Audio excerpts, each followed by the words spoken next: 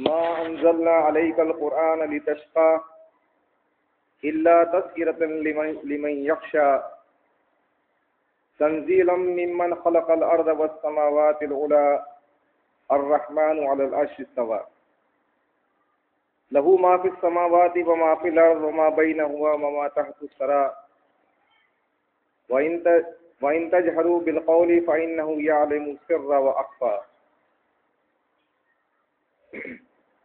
سورہ طٰہٰ کی ابتدائی 7 آیتیں میں نے آپ کے سامنے تلاوت کی ہیں. سورہ طٰہٰ اللہ کے رسول صلی اللہ علیہ وسلم پر مکے میں نازل ہوئی.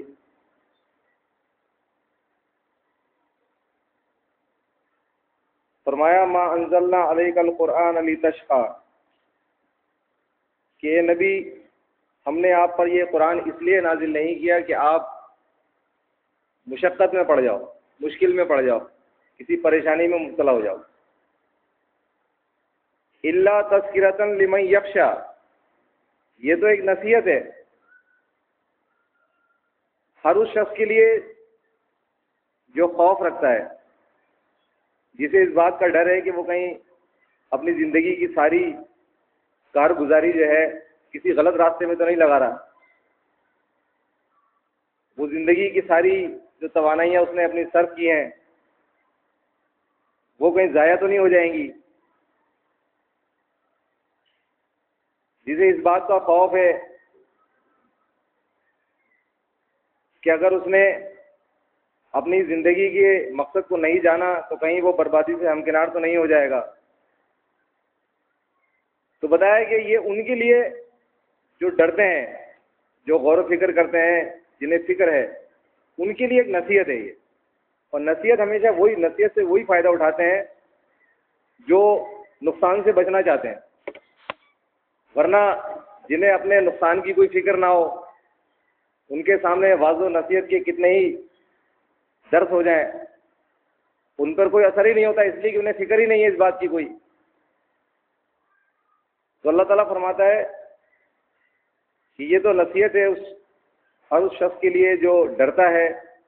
تنزیلا ممن خلق الارض والسماوات العلی، یہ اس ذات کی طرف سے نازل ہوا ہے جس نے زمین اور آسمان، اونچے آسمان بنائے. تو آپ دیکھیں کہ اس میں اللہ تبارک و تعالی اللہ کے رسول صلی اللہ علیہ وسلم کو یہ تسلی دے رہا ہے کہ اگر آپ کی قوم آپ کی دعوت توحید پر، آپ کی مدلل دعوت کے اوپر جو رد عمل ظاہر کر رہی ہے کہ ان کی روش یہ ہے کہ وہ انکار کر رہے ہیں آپ کی دعوت کو ماننے سے، تو اس پر آپ کو رنجیدہ اور غمگین نہیں ہونا چاہیے. اس لیے کہ آپ کی ذمہ داری صرف یہ ہے کہ آپ لوگوں تک اللہ کا پیغام پہنچا دیں. یہ کوئی کم بڑی بات ہے کہ اللہ تبارک و تعالیٰ نے آپ کو اپنی رسالت کے لیے منتخب کیا. اللہ تبارک و تعالیٰ نے آپ پر یہ اپنا کلام نازل کیا. اللہ تبارک و تعالیٰ نے آپ کے اوپر اپنی نعمتیں کی. یہ کتنی بڑی بات ہے کہ آپ کو صحیح راستے کا پتہ ہے کہ صحیح راستہ کیا ہے. آپ کو اللہ تبارک و تعالیٰ کی رحمت کا راستہ معلوم ہو گیا. اس سے بڑی بات کیا ہے؟ آپ خود اپنی ذات میں کائنات ہیں. آپ اپنے وجود کو دعوت کے کام میں نظر انداز بالکل نہ کریں کہ سب سے پہلے تو آپ کی اپنی ذات کا حق ہے کہ وہ آپ خود سمجھیں مسئلے کو، آپ اپنی اہمیت کو خود سمجھیں، آپ اپنی حیثیت کو اس کائنات میں خود سمجھیں. آپ کا یہ وجود ایسا نہیں ہے کہ آپ اسے نظر انداز کر دیں، دعوت کے کام میں ایسے اندھے بہرے ہو جائیں کہ اپنے وجود کو نظر انداز کر دیں کہ پہلا حق تو تمہارا اپنی ذات کا ہے کہ اسے جہنم کی آگ سے بچانا ہے. تو جو کچھ بھی کام کرنا ہے اعتدال کے ساتھ کرنا ہے، تحمل کے ساتھ کرنا ہے، بردباری کے ساتھ کرنا ہے. نہیں مانتا کوئی نہ مانے، نہیں آتا حق کے راستے پہ نہ آئے. علیک البلاغ وعلینا الحساب، آپ کے ذمے پہنچانا ہے. اور اگر آپ نے پہنچانے میں کوئی کوتاہی کی تو اس پر آپ ضرور ماخوذ ہوں گے. یا ایھا الرسول بلغ ما انزل الیک من ربک، یہ رسول جو کچھ اللہ تعالیٰ کی طرف سے آپ پر نازل ہوا ہے آپ اس کو لوگوں تک پہنچا دیں. اگر آپ نے اس میں کوئی کوتاہی کی تو فما بلغت رسالت، تو پھر آپ نے رسالت کا حق ادا نہیں کیا. آپ کی ذمہ داری صرف یہ ہے کہ اللہ تبارک و تعالیٰ نے آپ کو اپنا رسول بنایا، یہ اس کی بہت بڑی آپ کے اوپر مہربانی ہے. اب آپ کی قوم اگر آپ کی بات کو تسلیم نہیں کر رہی ہے، آپ کی اتنی دلیل مدلل بات کے جواب میں وہ جہالت کا مظاہرہ کر رہے ہیں، آپ ان کو اپنی دعوت توحید کے اوپر ان کی ذات میں دلیل دکھا رہے ہیں، پوری کائنات میں ان کو دلائل دے رہے ہیں، آفاق اور انفس کے دلائل ان کے سامنے رکھ رہے ہیں، مگر وہ ہیں کہ حد درمی پر جمے ہوئے ہیں، دلائل کے جواب میں منطق، فلسفہ اور آباء و اجداد کو بیچ میں لے کر آ رہے ہیں. تو اس پر آپ کو یقیناً تکلیف ہوتی ہے. اللہ کے رسول صلی اللہ علیہ وسلم اس بات پر بڑے رنجیدہ ہوتے تھے کہ آپ کی قوم کیوں نہیں مان رہی میری بات کو، یہ کیوں جہنم کے گڑھے کی طرف جانے کے لیے اس طرح بے قرار ہیں. ایک جگہ اللہ تعالیٰ قرآن میں فرماتا ہے، اے نبی کیا آپ اس بات پر کہ یہ لوگ ایمان نہیں لائیں گے اپنے آپ کو ہلاک کر دیں گے، اپنی جان گھلا دیں گے؟ نبی علیہ السلام کو تو اسی بات کا افسوس تھا، اسی بات کا قلق تھا کہ بھئی میری قوم جو ہے کیوں میری بات کو ماننے سے گریزاں ہے. تو اللہ تبارک و تعالیٰ نے آپ کو تسلی دی کہ اے نبی بے شک آپ پر یہ ذمہ داری ضرور ہے کہ آپ اللہ کے رسول ہیں، آپ کو لوگوں تک اللہ کا پیغام پہنچانا ہے، مگر یہ ذمہ داری دینے کا مقصد یہ نہیں ہے کہ آپ مشکل میں پڑ جائیں. آپ اپنی ذمہ داری کما حقہ ادا کرنے کی کوشش کریں. اس کے بعد اگر یہ نہیں مانتے، یہ تسلیم نہیں کرتے حق بات کو، تو اللہ کے ذمہ ان کا حساب ہے. اللہ تبارک و تعالیٰ ان سے پوچھ لے گا. پھر اللہ تعالیٰ نے قرآن میں پیغمبروں کے واقعات بیان کیے نبی علیہ السلام کی دلجوئی کے لیے کہ دیکھو یہ تو آپ کے ساتھ نہیں، آپ سے پہلے بھی کیسے لوگ گزرے ہیں. یہ نوح علیہ السلام کا واقعہ دیکھیں پیش کیا ہے کہ 950 سال تک وہ اللہ کی دین کی طرف، توحید کی طرف اپنی قوم کو دعوت دیتے رہے، مگر جواب میں کیا کیا قوم نے؟ ابراہیم علیہ السلام کا واقعہ پیش کیا کہ کس طرح ابراہیم علیہ السلام کی دعوت توحید کے رد عمل میں ان کی قوم نے کیا کیا، ان کے والد نے کیا کیا. تو یہ تو ہوتا رہا ہے کہ لوگوں کی اکثریت نے حق کو قبول کرنے سے انکار کیا، اور اللہ تبارک و تعالی کا منصوبہ یہ نہیں ہے کہ کسی طریقے سے لوگوں کو بس منوا لیا جائے، بلکہ اللہ تبارک و تعالیٰ کا منصوبہ یہ ہے کہ لوگوں کو یہ جو اللہ تعالیٰ نے آزادی دی ہے ان کو اختیار کی، اس اختیار کی آزادی کو نہ تو سلب کیا جائے، اور اس آزادی کے ہوتے ہوئے ان کو یہ اختیار دیا جائے کہ چاہے تو وہ انبیاء کی دعوت کو تسلیم کریں اور چاہے تو اس کا رد کر دیں، اس کا انکار کر دیں. لیکن اس آزادی کا انہیں بہت بڑا حساب دینا پڑے گا. دیگر مخلوقات کو تو یہ آزادی حاصل نہیں ہے، اس لیے ان کے لیے کوئی باز پرس کا معاملہ بھی نہیں ہے. لیکن اگر انہیں آزادی حاصل ہے، انہیں یہ اعزاز حاصل ہے، تو اس کا حساب بھی بڑا سخت ہے کہ اگر آزادی کا استعمال غلط ہوا تو اس کے بعد ہمیشہ ہمیشہ کے لیے جہنم کی بھڑکتی ہوئی آگ میں داخل کر دیے جائیں گے، اور اگر اس آزادی کے اختیار کو صحیح استعمال کیا تو اللہ تبارک و تعالیٰ کے عظیم الشان نعمتیں ہیں جنتوں کی شکل میں. اللہ تبارک و تعالیٰ نے اپنا پورا منصوبہ بیان کر دیا جو دعوت و تبلیغ کے حوالے سے بڑی ضروری ہے اس کا جاننا. اس کو نہ جاننے کی وجہ سے بہت سے مسائل اور پیچیدگیاں پیدا ہو جاتی ہیں دین کے کام کے اندر، اور یہ ایسا مسئلہ ہے جو انبیاء علیہ السلام تک کو درپیش ہوا ہے، مگر اللہ تبارک و تعالیٰ کی مدد ان کے ساتھ تھی. اللہ تبارک و تعالیٰ نے انہیں شیطان کی اکساہٹوں سے بچایا ہے. تو اس طریقے سے وہ اپنی قوم کے وہ دباؤ جو ان کے اوپر ڈالا جاتا تھا اس دباؤ سے وہ بچ گئے. سورہ بنی اسرائیل آیت نمبر 72 73 74 میں اللہ تعالیٰ فرماتا ہے لِيَفْتِنُونَكَ عَنِ الَّذِينَ أَوْحَيْنَا إِلَيْكَ کہ اللہ کے رسول صلی اللہ علیہ وسلم اللہ کے حکم سے اپنی قوم کے آگے دعوت توحید پیش کر رہے ہیں اسی طریقے سے جس طرح اللہ کا کلام نازل ہو رہا ہے. نبی علیہ السلام کوئی لمبی چوڑی واضح نصیحت تقریریں نہیں کرتے تھے اپنی قوم کے سامنے. آپ پر اللہ تعالیٰ یہ قرآن نازل کرتا تھا اور آپ جا کے اپنی قوم کے سامنے اس کو تلاوت کیا کرتے تھے. اب اس قرآن کے اندر جو آیات نازل ہو رہی ہیں اس کے اندر جو دعوت و تبلیغ کا طریقہ اختیار کیے گئے وہ اس طرح ہے کہ سامنے والے کے مشرکانہ اور کفری عقائد کو اڑایا جا رہا ہے. ان کے مشرکانہ اور کفری عقائد کو بے حیثیت کیا جا رہا ہے. ان کے کفری اور شرکی عقائد پر ان کو جہنم کی وعید سنائی جا رہی ہے. ان کے نیک اعمال جو اچھے اعمال کیا کرتے تھے ان کو بتایا جا رہا ہے کہ یہ سارے کے سارے ضائع ہو جائیں گے. اب یہ جو چیز تھی یہ ماحول میں ایک تناؤ پیدا کر رہی تھی, ایک ٹینس پیدا ہو گیا تھا کہ ٹھیک ہے دعوت, آپ دعوت توحید دیں, بتائیں لوگوں کہ اللہ ایک کھڑا ہو گیا, اللہ ایسی قوتوں کا مالک ہے, اس کی یہ شان ہے, اس کی یہ صفات ہیں, مگر یہ کیا ہے طریقہ دعوت کا کہ ہمارے عقائد کو چھیڑنا شروع کر دیا آپ نے, ہمارے نظریات پر ہی آپ نے نکتہ چینی شروع کر دی, ہمارے اکابرین کے اوپر ہی تم نے اب حملے کرنا شروع کر دیے. تو یہ جو دعوت طریقہ دعوت ہے یہ تھا جس سے پوری قوم جو ہے بدک گئی تھی, وہ برانگیختہ ہو گئی تھی, غصے میں آ گئے تھے وہ کہ بڑے بڑے دعوت دینے والے سنے ہیں, دعوت دینے والوں کو دیکھا ہے, مگر یہ بالکل انوکھا انداز ہے جو محمد ابن عبداللہ ہمارے سامنے رکھ رہے ہیں کہ 40 سال یہ ہمارے درمیان رہے ہیں مگر کبھی انہوں نے ایسی بات نہیں کی. زیادہ سے زیادہ یہ ہوتا تھا کہ ہمارے یہ جو رسومات ہوتی تھی کفریہ شرکیہ یہ اس سے ایک کنارہ کش ہو جایا کرتے تھے, جا کے غار میں بیٹھ جایا کرتے تھے, تنہائی کے اندر نہیں شامل ہوتے تھے.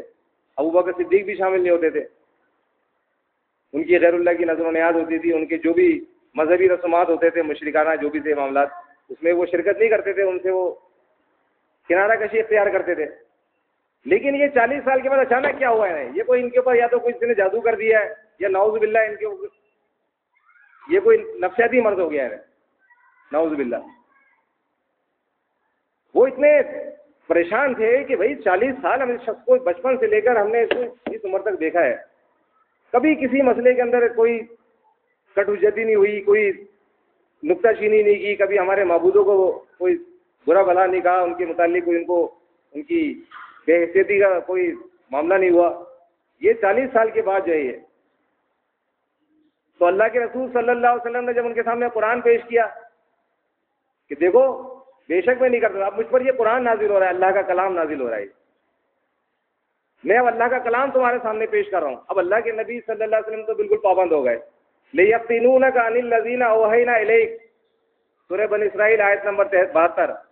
اے نبی یہ چاہتے ہیں کہ آپ کو اس وحی سے ہٹا دیں, اور ہم نے آپ کو رسول بنایا ہے کس لیے کہ اب آپ اتبعوا ما انزل الیکم من ربکم, آپ رسول کے حیثیت آپ کی یہ ہے کہ آپ اپنی ذاتی خواہش سے کچھ بھی نہیں کر سکتے.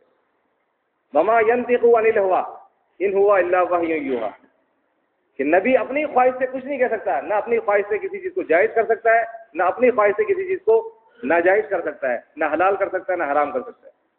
نبی علیہ السلام کی بہت خواہش تھی کہ قبلہ جو ہے وہ بیت المقدس کی بجائے اب مسجد حرام بن جائے, یہ خواہش تھی دل میں, لیکن عملاً کچھ نہیں کر سکتے تھے, اس لیے کہ اللہ کا حکم تھا کہ بیت المقدس کو قبلہ بنائے رکھے. تو اللہ کے نبی صلی اللہ علیہ وسلم پابند تھے اس وحی کے جو آپ کی طرف اللہ تعالیٰ کی طرف سے آ رہی ہے. اور مشرکین مکہ یہ چاہتے تھے لِيَفْتِنُونَكَ عَنِ الَّذِينَ أَوْحَيْنَا إِلَيْكَ کہ آپ اس وحی سے ہٹ جائیں, اس اللہ کے بتائے ہوئے طریقے سے ہٹ جائیں دعوت دینے کے معاملے میں. لِتَفْتَرِي عَلَيْنَا غَيْرَهُ, اور پھر اپنی طرف سے کچھ لے آئیں, کوئی دعوت دین کا کوئی اصول, کوئی طریقہ, کوئی نقطہ لے آئیں, دعوت و تبلیغ کی کوئی حکمت حکیمانہ کوئی نقطہ لے کر آ جائیں کہ اس طریقے سے دعوت دینے میں یہ جو تناؤ ماحول کے اندر پیدا ہو رہا ہے اس سے یہ کم ہو جائے گا, لوگ قریب آ جائیں گے سننے کے لیے. مگر اللہ تعالیٰ فرماتا ہے کہ ہرگز نہیں, آپ اس وحی کی پیروی کریں. اتبعوا ما انزل الیکم من ربکم ولا تتبعوا من دونہ اولیاء, تو اللہ کے نبی صلی اللہ علیہ وسلم نے جب قرآن پیش کیا ان کے سامنے اور قرآن کی آیتیں نازل ہو رہی ہیں کہ اولئک حبطت اعمالہم، کہ ان کے یہ اعمال کہ مسجد حرام کی دیکھ بھال کیا کرتے تھے، حاجیوں کو پانی پلایا کرتے تھے، یہ سارے ضائع ہو گئے.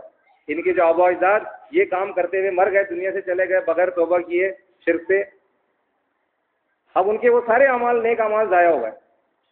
اور اولئک اصحاب النار، وہ سارے کے سارے جہنمی ہیں، آگ میں چلے گئے. یہ بات بڑی سخت ناگوار گزری انہیں، اور واقعی یہ بڑی سخت ناگوار بات. اللہ نے آج ہمارے اندر اگر یہ کیفیت پیدا کر دی، ہمیں یہ توفیق دی ہے کہ ہم نے یہ کڑوی بات قبول کر لی. آپ اس سے پوچھیں جسے یہ ہضم نہیں ہوتی، اس پر کتنی ناگوار گزرتی ہے.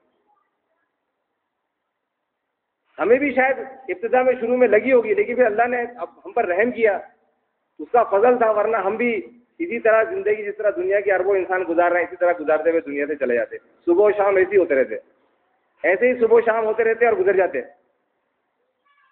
یہ تو اللہ کا ایک بہت بڑا فضل ہوا ہے آج ہم پر. اللہ نے اس بندے کو ہمارے لیے رحمت بنایا کہ اس کے ذریعے ہم تک یہ پیغام پہنچ گیا. آج ہم کم سے کم، ہمارے اعمال کی تو بڑی کوتاہیاں ہیں، لیکن ہمیں اتنا پتہ ہے کہ جو قرآن نے جس بنیادوں پر نجات کا دار و مدار رکھا ہے، الحمدللہ ثم الحمدللہ، آج اللہ کے فضل سے ہم اس پر قائم ہیں. ہمارے پاس دلیل ہے اللہ کی کتاب.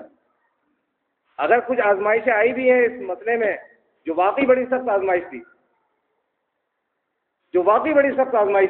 اللہ نے اس میں بھی اپنے فضل سے ہمیں بچایا ہے، ورنہ ہمارا کوئی ٹیلنٹ نہیں تھا. ورنہ ہم بھی شخصیت پرستی کے بدھ میں کی پوجا کرتے ہوئے شاید آج پھر اسی کے دلائل دے رہے ہوتے کہ آدم علیہ السلام کو جب سجدہ ہوا تو اس شرک جائز تھا. کیا اس میں کیا عجیب بات ہے؟ ہو سکتا تھا یہ بھی. آج ہم بھی کھڑے ہو کے دلائل دے رہے ہوتے ہیں کہ بھائی آخر یہ بھی تو کلمہ گو ہے. بہرحال کلمہ گو مشرک ہیں، انہیں تو بہرحال حج کے مسائل سکھائے جاتے ہیں، انہیں تو حج کی ٹریننگ دی جا سکتی ہے. کیا اس میں عجیب بات کچھ نہیں؟ ہو سکتا تھا، یہ بھی ہو سکتا تھا.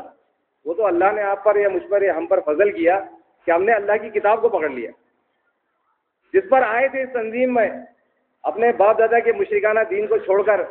وہ ایک خاص ایک موقع پہ جو اللہ نے ہمارے دل کو بدلا تھا، جو ہماری زندگی کا یادگار واقعہ ہے. بس اس کے علاوہ کوئی یادگار ہے، سب بھول بھال گئے ہم. ہماری زندگی کا اگر کوئی ناقابل فراموش واقعہ ہے تو وہ ہے جس لمحے ہمیں اللہ تبارک و تعالیٰ نے پلٹنے کی توفیق دی تھی کفر و شرک سے، باپ دادا کے دین سے. تو اس میں کوئی عجیب نہیں تھا کہ ہم پھر ایک آزمائش جو آئی تھی اس کے اندر شیطان کے ورغلانے میں آ کر آج یہ دلائل دے رہے ہوتے. تو دیکھیں اللہ کے نبی صلی اللہ علیہ وسلم بھی انسان ہے. شیطان تو لگا رہتا ہے، کوشش اس کی یہی ہوتی ہے. تو اللہ کے نبی صلی اللہ علیہ وسلم پر بھی یہ دباؤ بڑھ رہا تھا کہ یہ جو دعوت کا طریقہ ہے، باقی کسی مسئلے میں اختلاف نہیں تھا، سارے ماننے کے لیے تیار تھے. ہر مسئلے کے اندر ان کا کوئی اختلاف نہیں تھا، کوئی جھگڑا نہیں تھا. جھگڑا تھا تو کس پہ؟ کہ آپ کا یہ جو طریقہ دعوت ہے یہ ناقابل برداشت ہے، ناقابل قبول ہے. آپ کے جو عقائد ہیں آپ رکھیں، آپ کو جو عبادت کرنی ہے آپ کریں، ہم کب رکاوٹ بن رہے ہیں؟ آپ اپنی مسجد بنائیں، اس کے اندر اپنی نمازیں پڑھیں، اپنی عبادت کریں. آپ اللہ کو اکیلا مانتے ہیں، لا شریک مانتے ہیں، اس کے ساتھ کسی کو شریک نہیں مانتے، آپ رکھیں اپنے یہ عقیدے.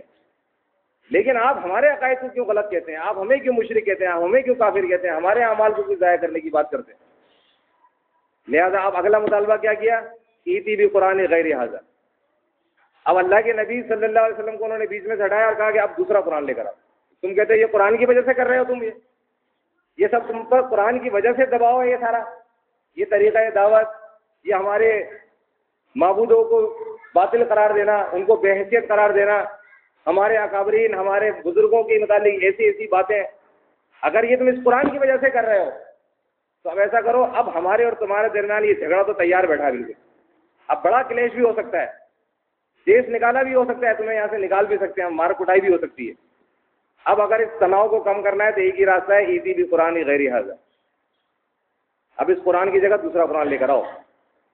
اگر اس قرآن کی وجہ سے یہ سارا تمہارے پر دباؤ ہے.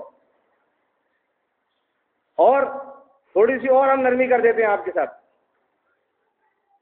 اگر آپ دوسرا قرآن نہیں لا سکتے اور بدل ہو یا پھر اس میں کوئی تبدیلی کرو. اس کے اندر سے وہ تمام آیتیں جو اس طرح کی ہیں، جس میں اس طرح کے مضامین ہیں جو ہمارے عقائد پر حملہ کرتی ہیں، ہماری حیثیت بیان کرتی ہیں، ان کو اس میں سے نکالو۔ تو اللہ تبارک و تعالیٰ فرماتا ہے کہ اے نبی ان سے کہو ما یکون لی ان ابدلہم من تلقاء نفسی، کہ میں یہ اختیار نہیں رکھتا کہ میں اپنی خواہش سے اس کے اندر کوئی تبدیلی کروں۔ یہ تو اللہ تبارک و تعالیٰ نے نازل کیا ہے اور میں تو اس کا پیروکار ہوں، میں تو اس کی پیروی کر رہا ہوں۔ اگر میں ایسا کروں گا تو اللہ تبارک و تعالیٰ کے عذاب کا شکار ہو جاؤں گا، اور عذاب بھی، کیونکہ جیسی ذمہ داری ویسی پکڑ، یہ اصول ہے، دنیا میں بھی اصول ہے۔ یہ تو جتنا بڑا ذمہ دار ہے، جتنی بڑی پوسٹ پہ ہے، اگر غلطی کرے گا، غیر ذمہ داری کا ثبوت دے گا، پکڑ بھی سخت ہوگی، گرفت بھی سخت ہوگی۔ یہی اللہ تعالیٰ کا بھی ہے کہ عذاب تو سب کے لیے۔ آج ہم بھی اگر اللہ کی اس وحی سے ہٹیں گے، ہم بھی اگر ان دباؤں میں آ کر اگر طریقۂ دعوت کو تبدیل کریں گے تو پکڑ ہماری بھی ہوگی، مگر نبی کے لیے اللہ تعالیٰ فرماتا ہے ضعف الحیات و ضعف الممات، کہ آپ کے لیے دنیا میں بھی دگنا عذاب اور آخرت میں بھی دگنا عذاب، کیونکہ آپ کو تو اللہ نے اپنی برہان دکھائی ہے، آپ کو تو اللہ تعالیٰ نے وہ چیزیں دکھائی ہیں جس کے بعد تو آپ کا یقین، آپ کا ایمان ایسا ہونا چاہیے تھا کہ سوال ہی پیدا نہیں ہوتا کہ، لیکن آپ دیکھیں پھر بھی اللہ تبارک و تعالیٰ انبیاء علیہ السلام کو سنبھالتا ہے۔ سورہ بنی اسرائیل میں اللہ تعالیٰ فرماتا ہے کہ وَلَوْلَا ثَبَّتْنَاكَ لَقَدْ كِدتَّ تَرْكَنُ إِلَيْهِمْ شَيْئًا قَلِيلًا، اے نبی آپ کے اوپر اتنا دباؤ ڈالا تھا، انہوں نے اتنا دباؤ ڈال دیا تھا آپ کے اوپر کہ اگر اللہ تبارک و تعالیٰ آپ کو ثابت قدم نہ رکھتا، لَقَدْ كُنْتُمْ تَرْكُنُ إِلَيْهِمْ شَيْئًا قَلِيلًا، تو آپ ان کی طرف تھوڑے سے جھک جاتے۔ ہو سکتا ہے اس دور میں ایسے مشورے دینے والے آئے ہوں، منافقین بھی تھے نا اللہ کے نبی صلی اللہ علیہ وسلم کی صفوں میں، آگے کہا کہ اللہ کے نبی اگر تھوڑی سی نرمی ہو جائے تو کیا ہے، مسجد بھر جائے گی ہماری، لوگ آئیں گے بہت زیادہ، ابھی تو 4 صفیں بنتی ہے، پھر تو جگہ کم پڑ جائے گی، پھر اوپر بھی بنانی پڑے گی مسجد۔ اللہ کے نبی صلی اللہ علیہ وسلم کیا ہے، ہم صرف لوگوں کو صرف ایمان کی بات بتائیں گے، کیا ضرورت ہے کسی کے عقیدے کو چھیڑنے کی؟ آج یہ مشورے ہمیں بھی دیے جاتے ہیں، بھرا پڑا ہے اس طرح کی کتابوں سے لٹریچر، اٹھا کے دیکھیں کراچی کا عثمانی مذہب، یہ اہل حدیث نے لکھی تھی ہمارے خلاف، اسی طرح کے مشورے دیے گئے اس میں بھی، کہ اللہ کے نبی صلی اللہ علیہ وسلم، ہم اپنی دعوت تو نہیں چھوڑ رہے ہیں نا، ہم اپنا ایمان تو ہمارا سلامت ہے الحمدللہ، ہم اللہ کو لا شریک مان رہے ہیں، ہمیں کیا ضرورت ہے ہم ان کے عقائد کو چھیڑیں کہ یہ شرک ہے، یہ کفر ہے، یہ اس کا سزا جہنمی ہے، یہ طاغوت ہے اور یہ فلانا ہے۔ ایسے مشورے یقیناً آئے ہوں گے، اور اللہ کے رسول صلی اللہ علیہ وسلم پہ چاروں طرف سے دباؤ بھی بڑھ رہا ہوگا۔ اللہ تعالیٰ فرماتا ہے کہ لولا ثبتناک، اگر اللہ تعالیٰ آپ کو ثابت قدم نہ رکھتا، یہ تو اللہ تعالیٰ نے آپ کو سنبھالا ہے، اللہ تعالیٰ انبیاء علیہ السلام کی حفاظت کرتا ہے، تو آپ ان کی طرف تھوڑے سے جھک جاتے، اور اس کے بعد کیا ہوتا؟ فرمایا کہ اللہ تبارک و تعالیٰ فرماتا ہے ضعف الحیات و ضعف الممات، تو پھر ہم آپ کو دنیا میں بھی دگنا عذاب دیتے اور آخرت میں بھی دگنا عذاب دیتے۔ آپ کو ہم نے پورا منصوبہ بتا دیا کہ ہمارا یہ منصوبہ ہے ہی نہیں کہ لوگوں کو کسی طریقے سے مسلمان بنایا جائے۔ آپ کو یہ نہیں کہا کہ اللہ کے نبی صلی اللہ علیہ وسلم کا اخلاق آپ دیکھیں کتنا اعلیٰ اخلاق تھا، جس کی گواہی اللہ کی کتاب دے رہی ہے، انک لعلی خلق عظیم۔ آج لوگ بہت لوگوں کو مس گائڈ کرنے کے لیے عجیب عجیب طریقے سے کہتے ہیں، کہتے جی کیا آپ کافر کافر کافر، کب کہا ہم نے اس طرح کافر کافر کسی کو اس طرح کھڑے ہو گئے خامخواہ؟ ہمارا طریقہ کار تو یہ ہے کہ ہم اللہ کی کتاب کی بات رکھتے ہیں کہ دیکھو قرآن یہ کہتا ہے کہ مردے نہیں سنتے، قرآن کا یہ بیان ہے، اور آپ دیکھیں کہ یہ فرقے ہیں، یہ ان کے اکابرین ہیں، ان کا عقیدہ یہ ہے کہ یہ تو قرآن کا بالکل کفر ہے۔ قرآن یہ کہتا ہے کہ طاغوت جو ہوتے ہیں وہ لوگوں کو روشنی سے نکال کر اندھیرے میں لے جاتے ہیں، قرآن یہ کردار بیان کرتا ہے طاغوت کا۔ پہلا طاغوتی کردار ابلیس تھا، شیطان تھا، اس نے گمراہ کرنے کا مشن اٹھایا تھا، اور آدم علیہ السلام ہمارے جد امجد جو ہیں ان کو اس نے گمراہ کرنے کی کوشش کی۔ تو یہ ہے طاغوت کا کردار جو قرآن نے بیان کیا ہے سورہ بقرہ کے اندر، کہ یخرجونہم من النور الی الظلمات، کہ وہ لوگوں کو روشنی سے نکال کر اندھیرے میں لے جاتے ہیں۔ یہ اللہ کا بتایا ہوا ایک کسوٹی ہے، پیمانہ ہے، اسے بولتے ہیں طاغوت۔ اب جو اس کردار کا حامل ہوگا، چاہے پھر وہ کوئی بھی ہو، وہ طاغوت قرار پائے گا، چاہے وہ عالم ہو، چاہے وہ محدث ہو، چاہے وہ قاری ہو، چاہے وہ حافظ ہو. جو بھی یہ کردار ادا کرے گا کہ لوگوں کو اللہ کی کتاب سے روشنی سے نکال کر اندھیروں میں لے جائے گا، کفر و شرک کے مشرکانہ عقائد ان کے اندر پھیلائے گا، اس کی تعلیم دے گا، وہ طاغوت ہے. اور ہم نے اللہ کی کتاب کی روشنی میں جن کے متعلق بھی یہ ڈکلیئر کیا ہے کہ طاغوت ہے، تو ان کا طاغوتی کردار بھی بیان کیا دلیل کے ساتھ. ایسے نہیں کہہ دیا. اور اللہ کے فضل و کرم سے یہ اللہ کی مدد سے ہوا ہے کہ جن کے طاغوتی کردار پیش کیے اللہ کے اس بندے نے، ایسے ایتھینٹک دلائل تھے کہ ان کے پاس آج تک ان کے ماننے والوں کے پاس کوئی تعویل بھی نہیں ہے کہ جس سے وہ بچ سکیں. اتنے بے بس ہو گئے. انہوں نے ڈاکٹر عثمانی رحمۃ اللہ نے کوئی ڈائجسٹوں کے حوالے سے نہیں کہ عقائد کوٹ کیے، کسی رسالے کے اخبار جہاں کے حوالے سے کوٹ نہیں کیے. وہ مستند کتابیں جن کو خود یہ مانتے ہیں کہ ہاں یہ ہمارے بزرگ ہیں، ان کی کتابیں ہیں. ہلکا ہاتھ بالکل نہیں رکھا. اور انہی شخصیات کو لیا ہے جو واقعی اس حوالے سے معروف ہیں، مانی جاتی ہے، مشہور ہیں، امام کہلاتے ہیں، تصوف کے امام.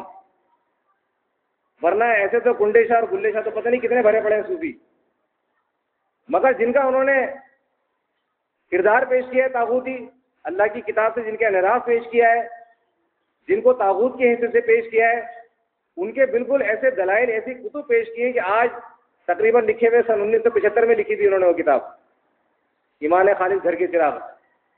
آپ لگا لیں کتنا ٹائم ہو گیا، ابھی تک بالکل سکتے کی کیفیت ہے. کچھ عرصے پہلے مجھے ایک رسالہ ملا تھا، دہلی کے اندر کوئی ان کا کوئی پروگرام ہوا تھا دیوبندیوں کا، تو اس کے متعلق انہوں نے ایک رسالہ شائع کیا اس پر برہان کے نام سے. وہ رسالہ ملنے کی بھی ایک معاملہ اس طرح ہوا کہ ہم لائبریری جاتے ہیں تورنگی کی، تو میں اوپر چلا گیا جہاں کاڑ کباڑ پڑا ہوا تھا سارا. تو مجھے ذہن میں بھی نہیں تھا کہ مجھے کبھی اس طرح کی کوئی چیز مل جائے گی. میں ایسے کاغذ چھانٹ رہا تھا، اس میں کچھ کاغذ سے لکھا تھا ڈاکٹر مسعود بن عثمانی، کسی نے پین سے لکھا ہوا تھا وہ چیز، ورنہ برہان رسالہ دیکھ کے میں اٹھاتا بھی نہیں اسے. اس کے اوپر جب پین سے لکھا ہوا تھا ڈاکٹر مسعود بن عثمانی، میں چونک گیا. میں نے اٹھا کے جھاڑ کے اسے چار پانچ صفحہ ہوگا تھا وہ میں نے رکھ لیا. اس سے اجازت لے لی لائبریرین سے. میں نے کہا میری چاہیے کہ لے جاؤ گا، ہمیں کیا کرنا ہے، تو ردی ہے. وہ رسالہ دہلی سے شائع ہوا تھا. اس کے اندر ایک پورشن یہ تھا دینی کتابوں پر تبصرہ. اس کے اندر ڈاکٹر عثمانی رحمۃ اللہ علیہ کی اس کتاب گھر کے چراغ ایمان خالص پر تبصرہ تھا. تبصرہ کیا تھا کہ جی ڈاکٹر مسعود بن عثمانی مصنف کا نام ہے، کتاب کا نام ہے گھر کے چراغ ایمان خالص قسط اول، کراچی، کیواڑی کراچی پاکستان سے شائع ہوئی ہے. لکھتے ہیں اس کے بعد ہم اس کتاب پہ کیا تبصرہ کریں، اس میں تو سارے بزرگوں کو ہی پر ہاتھ صاف کر دیا گیا ہے. ہم تو صرف اتنا کہیں گے کہ ڈاکٹر صاحب نے آخر کے اندر جو نا، اب دیکھیں ایک علمی رسالہ ہے اور اس کے اندر ایک تبصرہ کیا جا رہا ہے. انداز دیکھیں آپ ان کا، علمی لوگ ہیں، دیوبند سے تعلق رکھتے ہیں. کتاب پر تبصرہ کیا کر رہے ہیں ڈاکٹر عثمانی کے کہ جی اس میں تو کسی کو بھی نہیں چھوڑا گیا، الف سے لے کے یہ تک سب کو طاغوت قرار دے دیا گیا. آخر میں ڈاکٹر عثمانی صاحب نے ایک عبارت لکھی ہے کہ میں نے اپنی ایسی کر دیکھی. یہ پرانی اردو آج کل متروک ہو گئی ہے. اس کا مطلب ہوتا ہے میں نے اپنے طور پہ جو میری کوشش ہو سکتی تھی، جو ان کا کفر و شرک میں مستند حوالوں سے آپ کے سامنے لا سکتا تھا، میں نے محنت کر کے اس کو کمپائل کر دیا اور اس کتاب کی شکل میں کر دیا جتنی میری اللہ تعالیٰ نے مجھے طاقت دی تھی. تو ڈاکٹر صاحب نے آخر میں لکھا میں نے اپنی ایسی کر دیکھی، باقی فیصلہ آپ کے اپنے ہاتھ میں ہے. اب جسے چاہیں آپ گلے کا پھولوں کا ہار سمجھ کے گلے میں ڈالیں یا پاؤں کی بیڑی سمجھ کر توڑ ڈالیں. اس پر لکھتے ہیں کہ یہ جو ڈاکٹر صاحب نے لکھا نا اپنی ایسی کر دیکھی، کہہ لیں گے شاید کاتب سے غلطی ہو گئی، ڈاکٹر عثمانی یہ لکھنا چاہ رہے تھے میں نے اپنی ایسی تیسی کر دیکھی. یہ ہے علمی تبصرہ. آپ دیکھیں میرے پاس ثبوت کے طور پہ موجود ہے. وہ دیوبند سے شائع ہوا ہے، دہلی سے، اور ڈاکٹر عثمانی کی کتاب پر تبصرہ کیا جا رہا ہے. دلائل سے کتاب لکھی ہے، تمام تصوف کے انہوں نے بنیادی جو نظریات ہیں ان کی پوری انہوں نے مختصر الفاظ میں اس کو بیان کیا ہے تاکہ کم سے کم سمجھ والا بھی جان سکے کہ تصوف ہوتا کیا ہے. ورنہ ہم تو شاید اس کتاب کو پڑھنے سے پہلے اس کو سمجھتے ہیں کہ شاید کسی پرندے کا نام ہے. اور اس پر تبصرہ آپ دیکھیں علمی تبصرہ کیا کیا جا رہا ہے، اس لیے کہ جواب نہیں ہے. وہ کیا کہیں گے؟ مشکات الانوار جس کا ڈاکٹر صاحب نے حوالہ پیش کیا ہے، امام غزالی اتنی پاپولر شخصیت پوری اسلامی کنٹریز کے اندر، بلکہ غیر اسلامی بھی جانتے ہوں گے. ان کی کتاب مشکات الانوار، مشہور کتاب، مستند کتاب، اتھینٹک کتاب، اس کی عبارت پیش کی ہے کہ عوام کا کلمہ لا الہ الا اللہ اور خواص کا کلمہ لا الہ الا اللہ. اب کیا کرے گا کوئی سامنے والا سوائے اس طرح کی باتیں کرنے کے؟ اس کے بس سے تو باہر ہے کہ وہ یہ کہہ دے کہ میں نہیں مانتا امام غزالی نام کی کوئی شخصیت گزری ہے، یا تو پھر اسے یہ کرنا پڑے گا. یا مشکات الانوار نام کی کوئی کتاب بھی ہے دنیا کے اندر، اس میں انہوں نے لا کے پیش کیا ہے کہ دیکھو یہ فتح الربانی ترجمہ فیوض یزدانی عبد القادر جیلانی کی کتاب ہے.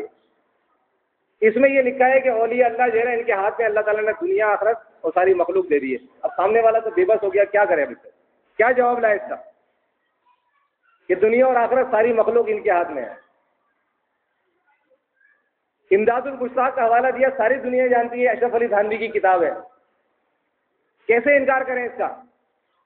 انفاس العارفین ساری دنیا جانتی ہے شاہ ولی اللہ کی کتاب ہے. شاہ ولی اللہ ایک پاپولر مشہور شخصیت ہے بر صغیر کی، کیسے انکار کریں اس کا؟ نہ شخصیت کا انکار کر سکتے ہیں، نہ اس کتاب سے مکر سکتے ہیں. کشف المحجوب دنیا جانتی ہے، علی حجویری المعروف داتا گنج بخش کی کتاب ہے. نہ علی حجویری کا انکار کیا جا سکتا ہے، نہ اس کتاب سے مکرا جا سکتا ہے. غنیت الطالبین ساری دنیا جانتی ہے، عبد القادر جیلانی کی کتاب ہے. امداد المشتاق ساری دنیا جانتی ہے. تو آپ دیکھیں گے اب ان کے پاس سوائے اس کے اور کوئی راستہ نہیں تھا کہ یہ خاموشی اختیار کر لیں، کیونکہ اب صورتحال یہ ہو گئی تھی کہ بولنے کا مطلب کیا ہے؟ پھنسنا، اور پھنس جائیں گے مزید. اگر اس پر کوئی کمنٹ کریں گے تو اور مشکل میں پھنس جائیں گے. تو آپ دیکھیں انہوں نے چالاکی کا مظاہرہ کیا کیا کہ کوئی تبصرہ ہی نہیں کیا، بلکہ بس اس طرح کہہ کے نکل گئے کہ ڈاکٹر عثمانی نے اپنی ایسی تیسی کر لی. یہ کتاب لکھ کر، ایمان خالص گھر کی چراغ لکھ کر اپنی ایسی تیسی کر لی. تو بتانے کا مقصد یہ ہے کہ یہ ہمارے مخالفین ہیں، یہ بھی یہ چاہتے ہیں کہ کسی طریقے سے یہ جو طریقہ کار ہے، اور یہ آپ کو بتاؤں بہت سارے لوگوں کو یہ بڑا دل پہ گرا گزرتا ہے. آج ہمارا دل تو اس کے لیے اللہ نے جو کھولا ہے، یہ خالص اللہ کی دین ہے، یہ اس کا فضل ہے. یہ ورنہ اس معاملے میں تو ہمیشہ سینے بھیجے رہتے ہیں، انقباض کی کیفیت رہتی ہے سینوں کے اندر. شرح صدر تو اللہ تعالیٰ جس پر فضل کرتا ہے اس کو دیتا ہے کہ کسی کے دل سے بات نکلے طاغوتوں کے خلاف، جذبہ ہو اس کے اندر طاغوتوں کو بے نقاب کرنے کا، لگن ہو اس کے اندر طاغوتوں کے مکروہ چہرے لوگوں کو دکھانے کی، یہ جس پر اللہ فضل کرتا ہے. ورنہ اکثر کے ساتھ یہ ہوا ہے کہ ان پر جو ہے نا یہ بڑا بار گزرا ہے، گرا گزرا ہے. یہ میں نام کہہ لوں، آپ خود مشاہدہ کرتے ہیں کتنے لوگ ہیں. خود اس تنظیم کے جو سابق امیر تھے محمد حنیف، آپ دیکھیں اس شخص نے کتنا مطلب یہ کہ کیا طاغوت طاغوت طاغوت لگا رکھی ہے. سارا مسئلہ ہی طاغوت کا ہے. سارے انبیاء علیہ السلام کو طاغوت کی وجہ سے یہ پریشانیاں جھیلنی پڑی دعوت کے حوالے سے. اللہ کے رسول صلی اللہ علیہ وسلم پہ سارا دباؤ طاغوت کے کفر کی وجہ سے آ رہا ہے. آج بھی سارا مسئلہ یہ ہے، اور آج بھی ہمارے درمیان جو اختلاف ہو رہے ہیں وہ طاغوت کا ہی مسئلہ آ رہا ہے. تو اللہ تعالیٰ فرماتا ہے کہ اے نبی، آپ پر انہوں نے اتنا دباؤ ڈالا، اتنا دباؤ ڈالا، اگر اللہ تعالیٰ آپ کو ثابت قدم نہ رکھتا تو آپ ان کی طرف جھک جاتے ہیں. اور ایک جگہ سورہ قلم میں اللہ تعالیٰ فرماتا ہے وَدُّوا لَوْ تُدْهِنُوا فَيُدْهِنُونَ. اے نبی یہ چاہتے ہیں کہ تھوڑے سے آپ نرم پڑیں اپنی دعوت کے اندر. اگر آپ نرم پڑیں گے تو اس کے بعد پھر ان کی بھی جو مخالفت ہے وہ بھی تھوڑی کم ہو جائے گی. تو اس طرح کے مضامین آپ کو قرآن میں اور بھی ملیں گے، لیکن اصل بات یہی ہے کہ اللہ تبارک و تعالیٰ نے دعوت دین کی تبلیغ کی جو ذمہ داری ہے وہ اپنے ایمان والے بندوں پہ رکھی ضرور ہے. کنتم خیر امت اخرجت للناس تأمرون بالمعروف وتنہون عن المنکر، کہ تم بہترین امت ہو، اللہ تعالیٰ نے تمہیں نکالا ہے انسانوں کے لیے، انسانیت کے لیے. تأمرون بالمعروف، تم لوگوں کو معروف کا حکم دیتے ہو، اور معروف میں سب سے بڑا معروف کیا ہے؟ توحید، اللہ کی وحدانیت،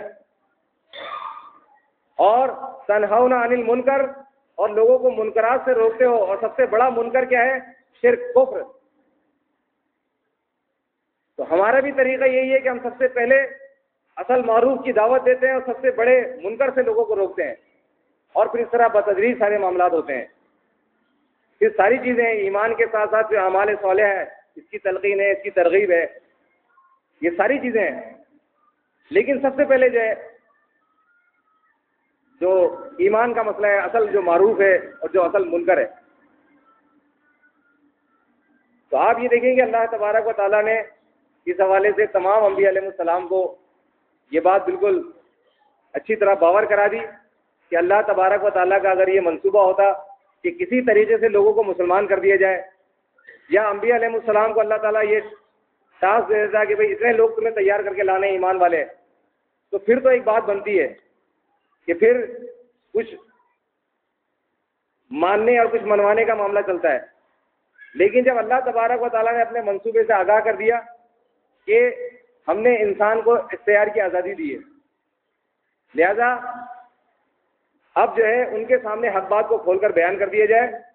اگر کوئی اس آزادی کے ساتھ اس کو تسلیم کرتا ہے تو اللہ تبارک و تعالیٰ نے اس کے لیے بڑے عظیم الشان اجر کا اہتمام کیا ہے، جس کا قرآن میں بھی اللہ تعالیٰ نے ذکر کیا ہے۔ کیسی عظیم الشان نعمتیں ہیں، جنتوں کی نعمتوں کا اللہ تعالیٰ نے قرآن کے اندر بھی ذکر کیا ہے، اس کی باغات کا، اس کی نہروں کا، اس کی خوبصورتی کا، وہاں کی حوروں کا، اور بہت ساری چیزیں ہیں۔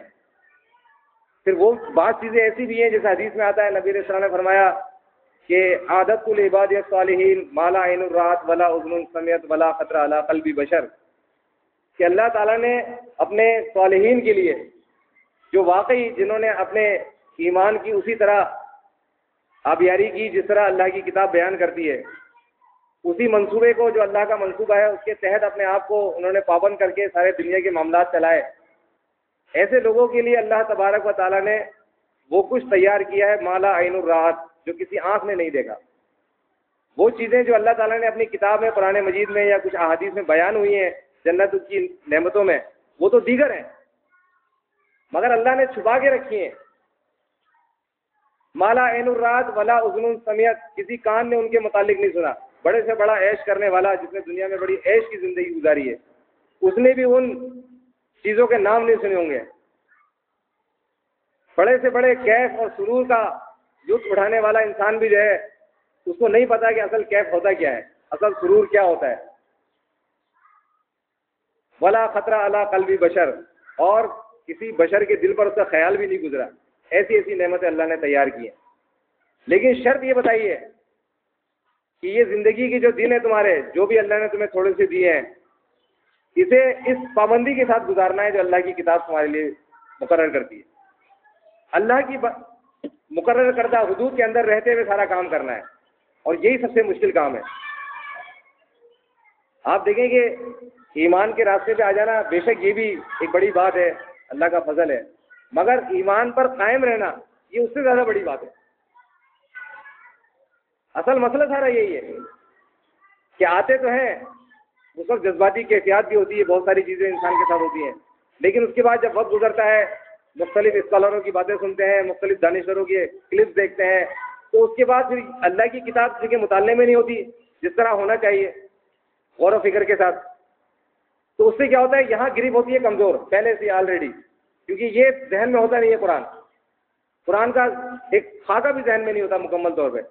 ہوتا کیا ہے، کسی اسکالر کی کوئی بات سن لی، کسی دانشور کا کوئی بیان سن لیا، کسی مفکر کا کوئی کلپ دیکھ لیا، اس کے بعد پتہ چل رہا ہے جو ویسی گریپ کمزور تھی وہ ایک دم اس رڑے میں چلے گا۔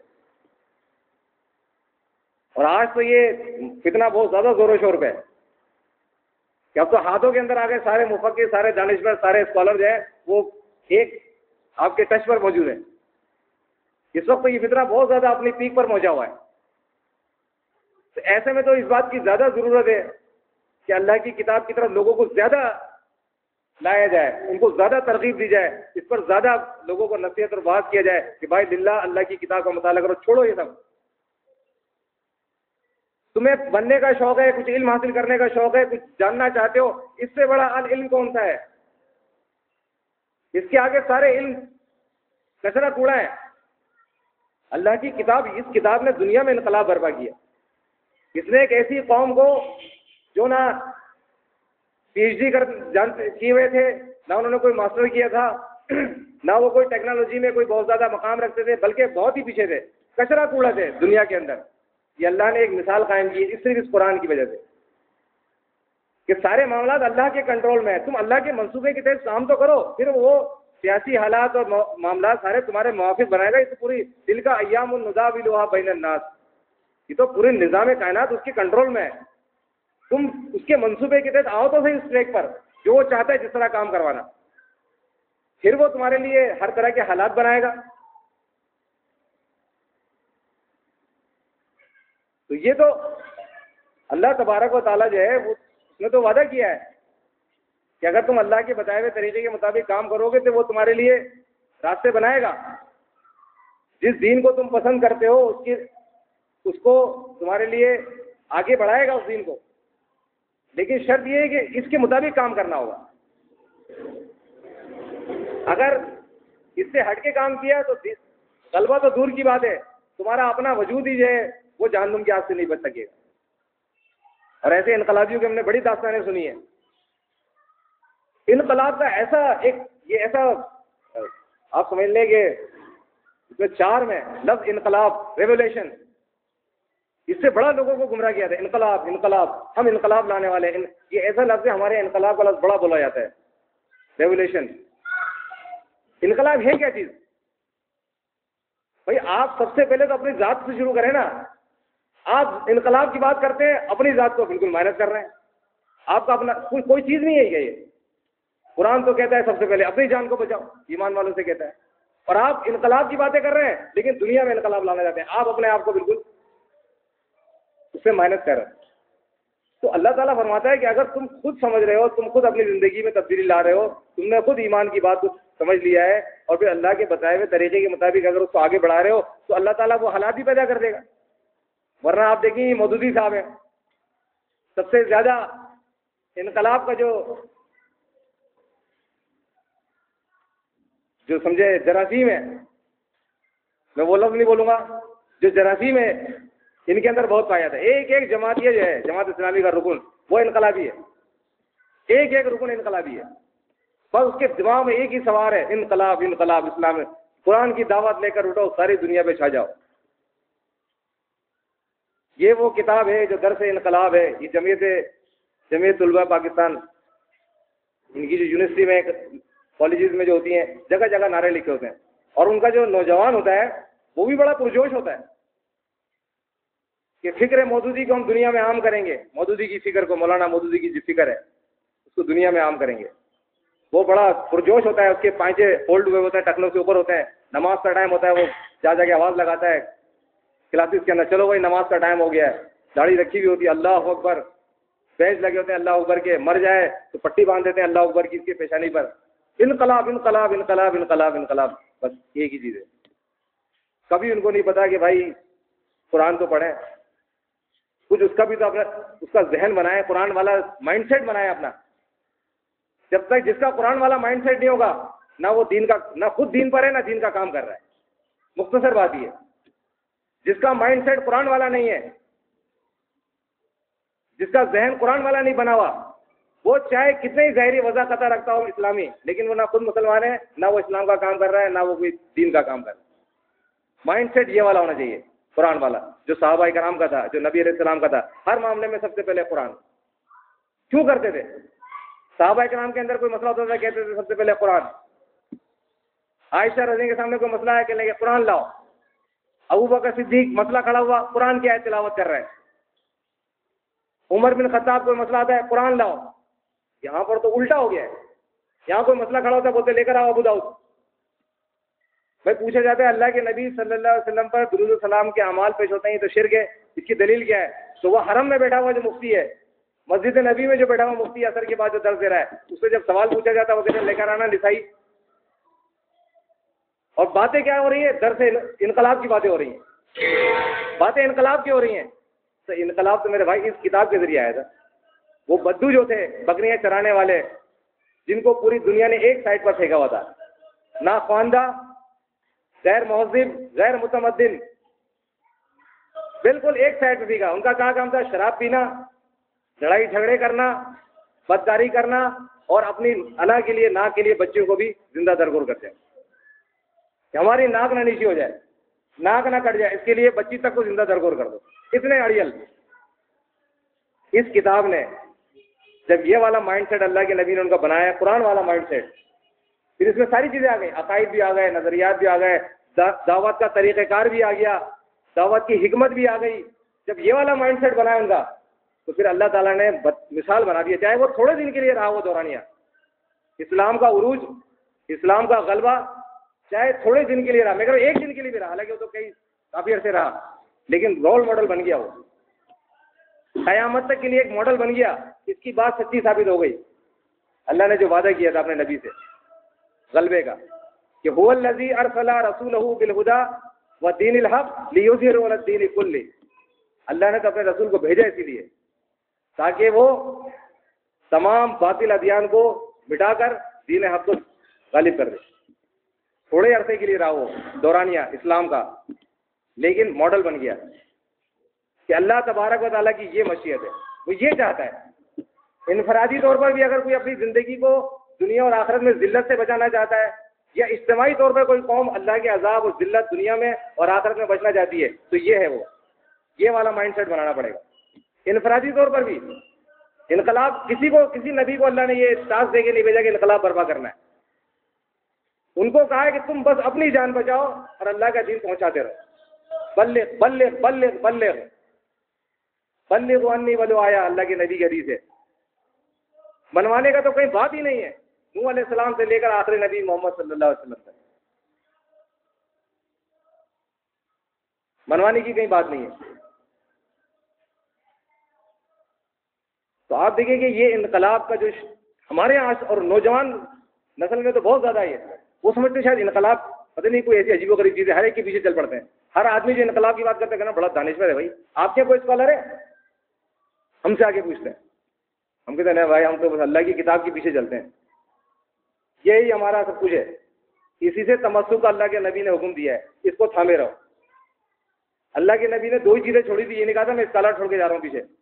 دین سیکھنے کا شوق ضرور ہے, دین کا فہم حاصل کرنے کے لیے دعا بھی کرتے ہیں اللہم ربی زدنی علما, لیکن ہمارا جو سورس ہے جہاں سے ہم علم حاصل کرتے ہیں وہ یہ القرآن ہے. تو آپ دیکھیں کہ میں انقلاب کے حوالے سے جو بات کر رہا تھا کہ سب سے زیادہ جنہیں جراثیم انقلاب کے مودودی صاحب جماعت اسلامی, آپ دیکھیں کہ کتنے انسان کو شیطان کس طرح مارتا ہے, کس طرح دھوکہ دیتا ہے. مودودی صاحب انقلاب اسلام کی باتیں کرتے تھے, انہوں نے بہت کچھ لکھا ہے.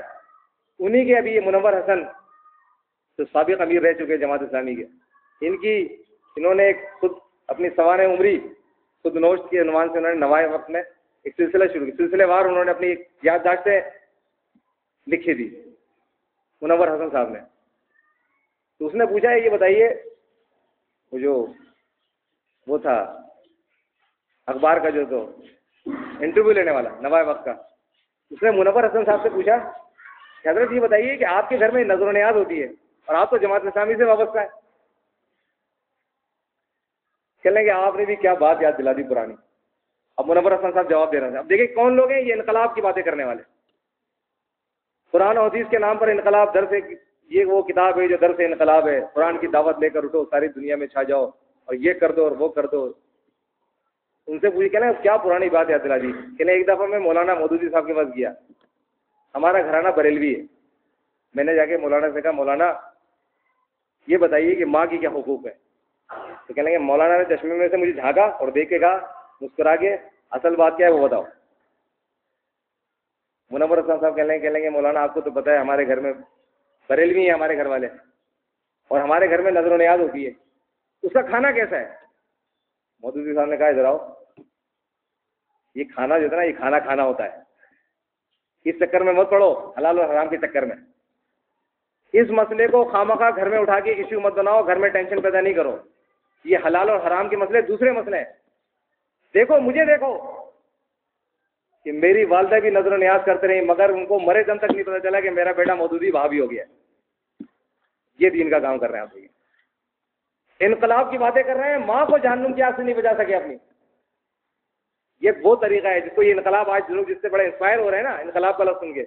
یہ وہ دیکھیے جس میں مودودی صاحب کہہ رہے ہیں کہ تم اپنی والدہ کو سمجھانا کہ گھر میں ٹینشن پیدا نہیں کرنا کہ یہ غیر اللہ کی نظر و نیاز حرام ہے اور یہ شرک ہے اور شرک کی سزا پھر ہمیشہ کی جہنم ہے اور اس پر جنت حرام ہے اور اس کا ٹھکانہ ہمیشہ ہمیشہ کے لیے جہنم ہے، وہ کبھی جنت کی خوشبو نہیں پائے گا. خام کا گھر کا ماحول میں ٹینس پیدا ہو جائے گا، ہو سکتا ہے جھگڑا بھی ہو جائے. دیکھو میری مثال دیکھو تمہارے سامنے ہے کہ میری والدہ وہ نظر و نیاز کرتی نہیں، ساری زندگی مرے تک کرتی نہیں، لیکن انہیں نہیں پتہ چلا کہ ان کا اپنا بیٹا جو ہے مودودی وہ وہابی ہو گیا، نظر و نیاز کو نہیں مانتا. آپ اندازہ لگائیے ایسے ظالم لوگ ہیں. تو وہ شخص دوسروں کی کیا اصلاح کرے گا جو اپنی ماں کو نہیں بچا سکا، جس نے ماں کو حق بات نہیں بتائی؟ کیا مودودی کو نہیں پتا یہ بات کہ غیر اللہ کی نظر و نیاز کیا ہے؟ نظر و نیاز عبادت ہے. قرآن میں اللہ تعالیٰ فرماتا ہے ایمان والوں کی شان یہ ہوتی ہے یوفون بالنذر، وہ اپنی نظر کو پورا کرتے ہیں. نظر کا مطلب ہوتا ہے جو منت مانگ لی انہوں نے کہ اللہ اگر میرا یہ بچہ بیمار ہے، اگر اس کو شفا ہو گئی تو میں تیرے راستے میں یہ خیرات کروں گا. اے اللہ اگر میرا بچہ نوکری کے لیے گیا، اگر اسے نوکری لگ گئی تو میں یہ خیرات کروں گا تیرے نام پہ. یہ ہے اللہ کے نام کی نظر، اللہ کے نام کی نیاز، اللہ کے نام کی منت. اللہ تعالیٰ کہتا ہے یوفون بالنذر، ایمان والے جو ہوتے ہیں وہ اپنی نظر کو پورا کرتے ہیں، جو نظر وہ مانتے ہیں پھر اس پر عمل بھی کرتے ہیں.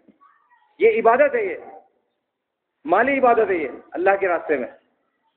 مودودی صاحب کی والدہ وہ یہ شرک کرتی نہیں، یہ غیر اللہ کی عبادت کرتے ہوئے دنیا سے چلی گئی. مودودی صاحب کو پتا تھا کہ یہ شرک ہے، اس کا انجام یہ ہے، مگر چونکہ یہ تو انقلابی لوگ ہیں، انہیں تو اپنے طریقے سے انقلاب برپا کرنا ہے اسلامی. انہیں کیا غرض ہے؟ قرآن کا طریقہ کیا ہے انقلاب برپا کرنے کا؟ قرآن نے کیا طریقہ بتایا ہے اپنی ذات میں انقلاب برپا کرنے کا اور پھر انقلاب کے لیے کام کرنے کا؟ انہیں تو بس کسی طریقے سے انقلاب برپا کرنا تھا. تو اس کے لیے پھر کیا کیا انہوں نے؟ آپ دیکھیں اپنی ماں کو ہمیشہ کے لیے جہنم میں جھکوا دیا، خود بھی گئے،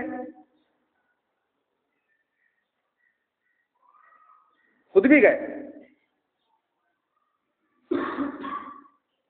تو بتانے کا مقصد یہ ہے کہ یہ جو اللہ کی کتاب سے ہٹ کر جتنے بھی آج یہ طریقے لوگوں میں متعارف کرائے جا رہے ہیں، اس کا بنیادی مقصد یہ ہے کہ لوگوں کو اصل سے ہٹانا ہے. اصل ٹارگیٹ کون ہے؟ وہ لوگ ہیں جو صحیح طریقے پہ کام کر رہے ہیں، جو صحیح طرز پر کام کر رہے ہیں. باقی تو سارے کے سارے شیطان کے اعلی کار بنے ہوئے ہیں، وہ تو آلریڈی اس کے لیے کام کر رہے ہیں. اس کا جو فوکس ہے شیطان کا، ابلیس کا، وہ لوگ ہیں جو واقعی ان خطوط پر کام کر رہے ہیں جیسے کہ اللہ کی کتاب بیان کرتی ہے. وہاں وہ فتنہ انگیزی کرنے کی کوشش کرتا ہے، وہاں وہ انارکی پھیلانے کی کوشش کرتا ہے، اس اجتماعیت کے اندر وہ تلاطم پیدا کرنے کی کوشش کرتا ہے، فساد پیدا کرنے کی کوشش کرتا ہے، کیونکہ باقی تو سارے اس کے حساب میں چل رہے ہیں. تو بہرحال اللہ تبارک و تعالیٰ کی کتاب جو ہے ہمارے لیے یہ رہنمائی ہے. اور سب سے بڑی چیز تو یہی ہے انقلاب کے حوالے سے کہ خود ہماری زندگی، میں اگر اس بات کا خواہش مند ہوں کہ دنیا میں انقلاب برپا ہو جائے، اسلامی انقلاب، دنیا میں اسلام نافذ ہو جائے، یقیناً اب ہم سب اس کے خواہش مند ہیں. میں اگر یہ کسی سے پوچھوں کہ بھائی آپ میں سے کتنے لوگ یہ چاہتے ہیں دنیا میں اسلام غالب آ جائے، اسلامی انقلاب آ جائے، تو کوئی ایک بھی نہیں ہوگا جو ہاتھ نہیں اٹھائے گا. یقیناً نہیں اٹھائے، سب اٹھائیں گے ہاتھ. تو کیوں نہ پھر اپنی زندگی سے شروع کریں. بھائی آپ کا اپنے پر تو اختیار ہے نا، مجھ پر میرا اختیار ہے، آپ کا اپنے پر اختیار ہے. ہم اپنی زندگی تو عجیب سی بات نہیں ہوگی کہ ہم اپنے جہاں ہمارا اختیار چل رہا ہے اور جہاں ہم کچھ کر نہیں سکتے وہاں کی خواہش لے کے بیٹھے ہوئے. جہاں ہمارا جہاں تک جتنی استطاعت ہے، جو کچھ بھی کر سکتے ہیں اللہ کے دین کے حوالے سے اپنے آپ پر نافذ کرنے کے لیے، تو کم سے کم آپ یہ تو کہہ سکتے ہیں کہ ہاں بھائی جہاں پر میرا اختیار تھا وہاں میں نے نافذ کیا اسلام، اللہ کے دین سے. تو یہ اصل طریقہ کار ہے جو اللہ کی کتاب بیان کرتی ہے کہ انقلاب، یہ ساری چیزیں یہ تو اللہ تبارک و تعالیٰ کی عطا سے ہی ہو سکتی ہیں کہ کس طرح اللہ تبارک و تعالیٰ نے عربوں کو جو ایسی حالت میں تھے ان کو دنیا کے اندر اتنا بڑا مقام دیا کہ آج وہ ایک ماڈل کے طور پر دنیا کے اندر پورا نظام آپ دیکھیں ان کا عقائد و نظریات سے لے کے ان کا معاشی نظام سارا کا سارا پوری دنیا اڈاپٹ کر رہی ہے، ان سے متاثر ہے. یہ نام نہیں لیتے کہ آج اگر قرآن کو پھاڑ پھاڑ کے پھینکا جاتا ہے یورپ میں، یا نبی علیہ السلام کے گستاخانہ خاکے بنائے جاتے ہیں، تو اس کی وجہ، بنیادی وجہ ان کی جو غصہ اور ان کا جو غضب ہے وہ قرآن کی دعوت کی وجہ سے ہے، ورنہ قرآن نے جو اصول بیان کیے ہیں دنیاوی معاملات کے حوالے سے وہ تو انہوں نے سب سے پہلے ان کو اپلائی کیا اپنی زندگی میں۔ آج بتاتے ہیں، میں نے تو نہیں دیکھا لیکن جو لوگ دیکھے ہیں انہوں نے بتاتے ہیں کہ وہاں پر کینیڈا کے اندر تو باقاعدہ انہوں نے لکھ کے لگایا عمر لاز اپنی اسمبلی کے باہر کہ سارے عمر رضی کے دور میں جو انہوں نے تمام قوانین جو انہوں نے مرتب کیے تھے قرآن و حدیث کی روشنی میں، آج وہ سارے انہوں نے وہ ڈراپ کر کے آج پورے فلاحی ریاست انہوں نے اس کو بنایا ہوا ہے، کیونکہ وہ یہ جانتے ہیں کہ اسلام کے جتنے بھی عقیدے کے علاوہ ایمان کے علاوہ باقی جس سے ان کو غصہ اور حسد ہے اس کے علاوہ ان ساری چیزوں کو انہوں نے باقاعدہ پریکٹیکل کر کے دیکھ لیا کہ نہ تو کسی سے جھوٹ بولو نہ وہ آپ سے جھوٹ بولے اگر سکون سے رہنا ہے، نہ تو آپ سامنے والے کے ساتھ چیٹنگ کرو نہ وہ آپ کے ساتھ چیٹنگ کرے اگر سکون سے رہنا ہے، نہ آپ اپنا گھر کچرا دوسرے کے گھر کے سامنے کرو نہ وہ اپنا کچرا آپ کے گھر کے آگے کرے اگر سکون سے رہنا ہے، نہ آپ اپنے گھر میں تیز آواز میں ڈیک بجاؤ نہ وہ اپنے گھر میں تیز آواز سے ایمپلیفائر لگا کے ریکارڈنگ کرے تاکہ دونوں سکون سے رہے۔ یہ انہوں نے کہاں سے لیا؟ المسلم من سلم المسلمون من لسانه ویدیہ۔ وہ تو ریسرچ کرتے نا، ان کا تو مائنڈ ریسرچ ہے، انہیں تو دنیا کی آسودگی چاہیے، دنیا کی ہر آسائش کے وہ متمنی ہے، ان کی تو ایک مقصد ہے ان کا زندگی گزارنے کا کہ دنیا کی ہر آسائش ان کو میسر ہو جائے۔ اس کے لیے انہیں بہترین جو ملا ہے ماخذ سورس وہ ہے اسلام، جس میں سے انہوں نے عقائد و نظریات کو نکال کے باقی سارا کچھ لے لیا کہ مسلمان وہ ہے، اللہ کے نبی نے فرمایا من سلم المسلمون من لسانه ویدیہ، کہ مسلمان وہ ہے جس کے ہاتھ اور جس کی زبان، یہ دو بڑی بنیادی چیزیں ہوتی ہیں، زبان سے بہت کچھ ہو جاتا ہے، دل تک کٹ جاتے ہیں، یہ ایسی تلوار سے زیادہ تیز کام کرتی ہے زبان، بندے کا کام اتر جاتا ہے زبان کی وجہ سے، دل پھٹ جاتا ہے ایک زبان کے چند بولوں سے۔ تو فرمایا دو چیزیں اگر اللہ کے نبی نے دیکھیں کیسے جوہری بات بتائیے، اگر ایک مسلمان سے دوسرا مسلمان اس کی زبان اور ہاتھ سے محفوظ ہو گیا، اب مجھے بتائیے وہ اس کو معاشرتی طور پہ آپ اپلائی کر لیں کوانٹٹی کے اندر کیسا کیا معاشرہ ہوگا وہ؟ انہوں نے وہاں سے لے لیا، آج وہ پرسکون رہ رہے ہیں، مجھے پتا ہے نا جھوٹ بولیں گے، ہانیسٹی از دا بیسٹ پالیسی، انہوں نے تو پالیسی کی طرف پہ لیا ہے، انہیں اس سے غرض نہیں ہے کہ آخرت میں کیا ملے گا، جنت ملے گی جہنم ملے گی، انہوں نے کہا ہانیسٹی از دا بیسٹ پالیسی، اگر اچھی پالیسی اختیار کرنی ہے زندگی گزارنے کی، ملک چلانے کی، ہانیسٹی ایمانداری، نہ چیٹ کرو نہ چیٹ ہو۔ دوبارہ اللہ تبارک و تعالی ہمارے لیے تو دونوں چیزیں قابل عمل ہیں، اللہ کی کتاب کی دی ہوئی ایمان و عقیدے سے متعلق ہدایات اور اعمال سے متعلق ساری چیزیں، اللہ تعالیٰ سے دعا ہے کہ اللہ تعالیٰ ہمیں قرآن و حدیث پر عمل کرنے کی توفیق عطا فرمائے۔ اقول قولی ھذا استغفر اللہ لی ولکم ولسائر المؤمنین۔ صحیح صاحب موجود ہیں اگر کوئی سوال ہو تو۔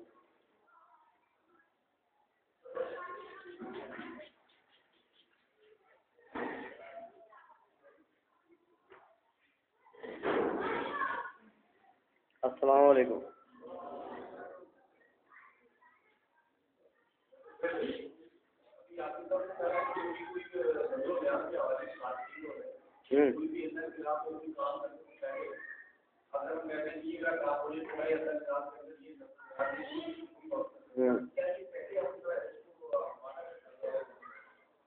بالکل یہ کہتے ہیں، اس کو منت کہتے ہیں، یہ بالکل مانگی جا سکتی ہے، بالکل مانگی جا سکتی ہے۔ ہاں البتہ حدیث میں اتنا آیا ہے کہ اللہ کے نبی نے اس کو زیادہ پسند نہیں کیا، کہا کہ اللہ سے کوئی چیز مانگو نا تو بغیر شرط کے مانگو، یہ بہتر زیادہ ہے، لیکن بالکل جائز ہے، منت مانگی جا سکتی ہے، اور جو منت مانے تو اس کے ذمہ ہوتا ہے کہ لازم پورا کرے، تو بالکل جائز ہوگا نہیں منت مانگی جا سکتی ہے۔ جی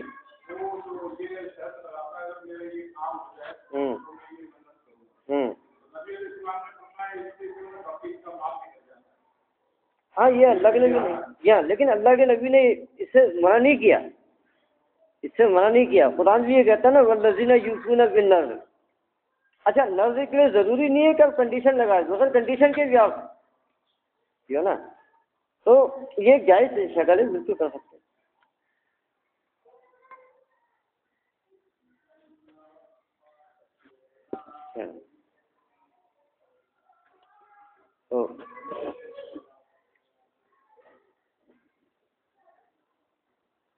تو ایک چیز یہ اس حوالے سے آپ کے سامنے لانی تھی کہ یہ